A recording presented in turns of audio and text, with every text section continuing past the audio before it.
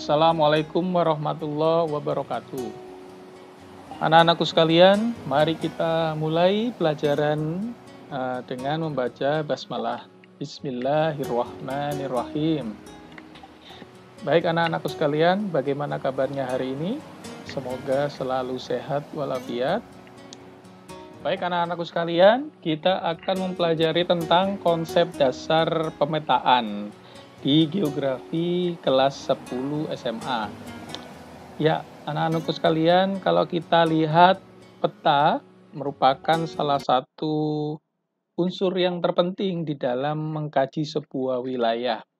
Ya, bagaimana peta, fungsi peta, komponen yang ada di dalam peta, kemudian manfaat peta, kita bisa lihat paparan atau cuplikan video berikut ini.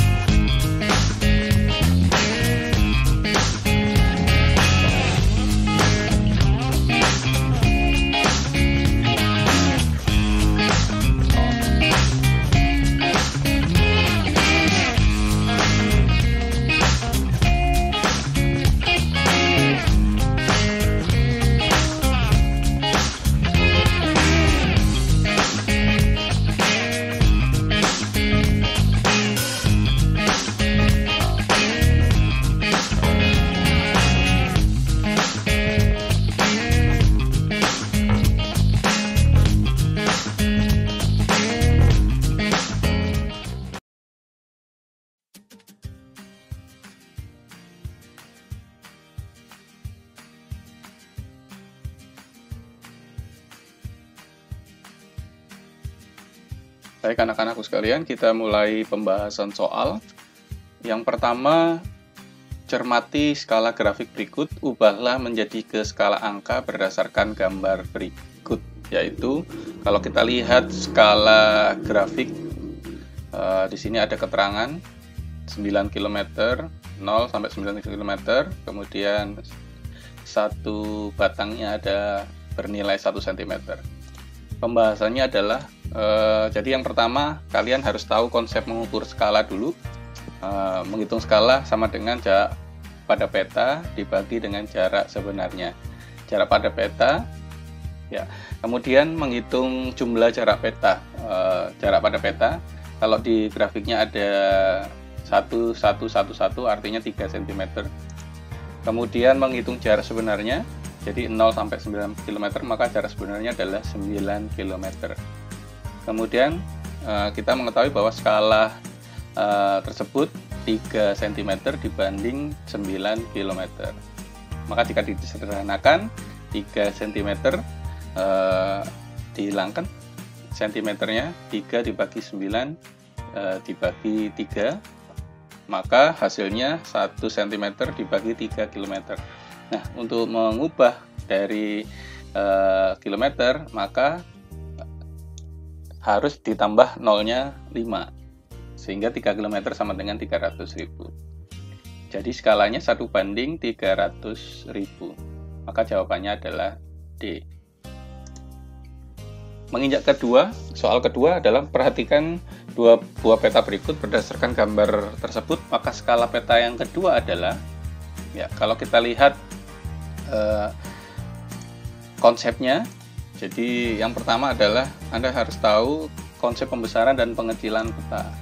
Ya, ada dua cara. Jadi yang cara pertama adalah jika peta ditanya memiliki jarak yang lebih besar daripada peta yang diketahui, maka itu bisa diperbesar atau pembesaran peta.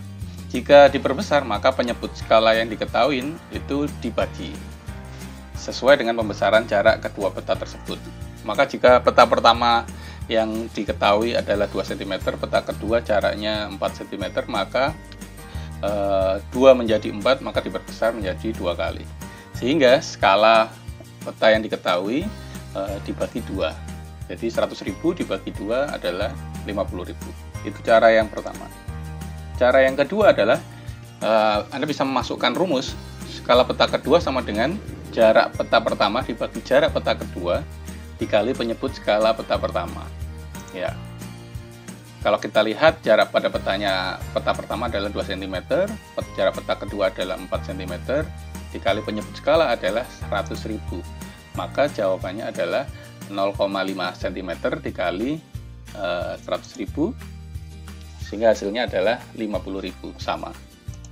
Nah, maka jawabannya adalah 1:50.000. Jawabannya adalah A. Soal berikutnya adalah interpretasi dari ilustrasi seperti gambar berikut adalah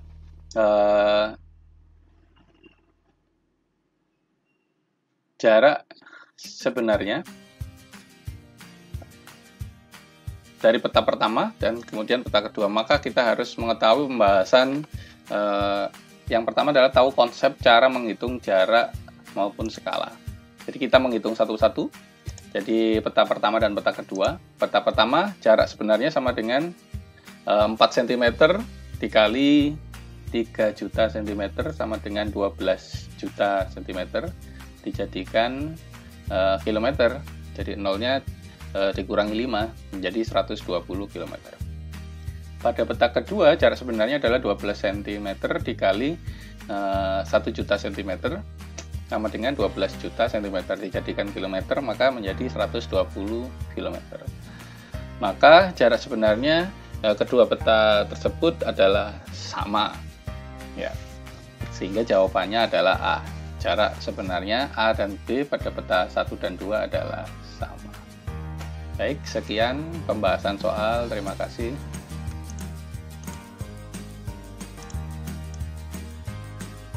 Ya, itulah anak-anakku sekalian tentang konsep dasar peta. Nah, bisa dimengertikan. Jika kalian belum bisa mengerti, kalian bisa mengulang-ulang video inti materi tentang peta. Nah, anak-anakku sekalian, ketika kita berbicara tentang peta, maka di situ ada pengertian, definisi, tujuan peta, kemudian ada komponen-komponen peta, kemudian ada perhitungan tentang skala, pengecilan dan pembesaran, kemudian tentang jarak peta. Nah, anak-anakku sekalian, mudah bukan untuk belajar peta? Baik, silakan Anda bisa mengerjakan penugasan berikut ini. Terima kasih. Anak-anakku sekalian, pembelajaran hari ini sudah cukup. Semoga kalian bisa memahami tugas. Baik anak-anakku sekalian, kita akhiri dengan bacaan hamdalah. Alhamdulillahirabbil alamin. Kita teruskan dengan membaca doa al-asr. Bismillahirrahmanirrahim. Wal asri innal insana lafil khusri illal ladzina amanu wa amilus solihati wa tawassaw bil haqqi wa tawassaw bis sabr. Shadaqallahul adzim. Anak-anak, saya akhiri. Wassalamualaikum warahmatullahi wabarakatuh.